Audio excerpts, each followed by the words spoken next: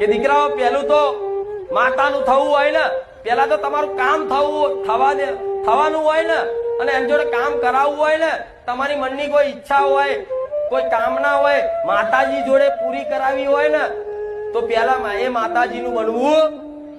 તો આ તમે તમારી માતાના બનો ને, તો માતા એટલું કહીશ કે તમારા જીવનમાં છે ને બદલાવ લાવજો. હું શીખવાડું એમ. જો કદાચ તમારી માં કદાચ મારા દીકરાની જેમ હું ચેરી લાડ કરું છું, મારા દીકરાને 24 કલાક હું હારો હાર રહું છું, એવી તમારી માં 24 કલાક તમારી જોડે જોડે ના રાખું, મને મેરેડીને કહેજો. પણ પહેલું સ્ટેપ શું છે?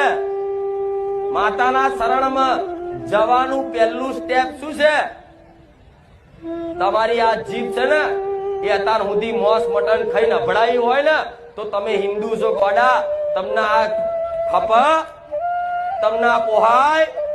તો કઈક એવી પેઢીઓ છે કે જેણે આવા મોસ મટન ખાઈ અને પેટ ભર્યા છે, જીવોની હત્યાઓ કરી છે, જીવો પર અત્યાચાર કર્યા છે ને, એના લીધે કઈક પેઢીઓમાં માતાઓ રિહાઈને બેહી જાય છે કે દીકરાઓ તમારી અંદર દયા ભાવના નહીં ને, તો મને માતા નહીં તમારી પર દયા નહીં આવે. એ તો જગત જનની કહેવાય, આદ્ય શક્તિ કહેવાય. એના માટે તો દરેક જીવ હરખા, નોની કીડી થી મોડી હાથી ઊંધીના જે જનાવર જીવ જંતુ છે ને, એના માટે દરેક હરખા હોય.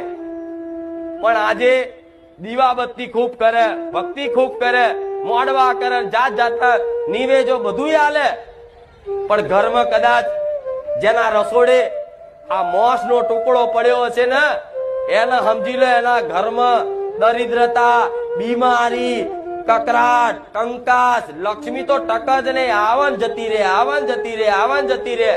આવું બધું થતું હોય ને, તો પેલા આ વાતે સુધરી જવું. મારા સાનિધ્યમ કઈક સુધરી જશે, પણ આજ નવા ઘણા આયા છે. જો તમને ચાલતું ના હોય ખાધા વગર, તો બે હાથ જોડું છું, મારા પારે ના આવતા.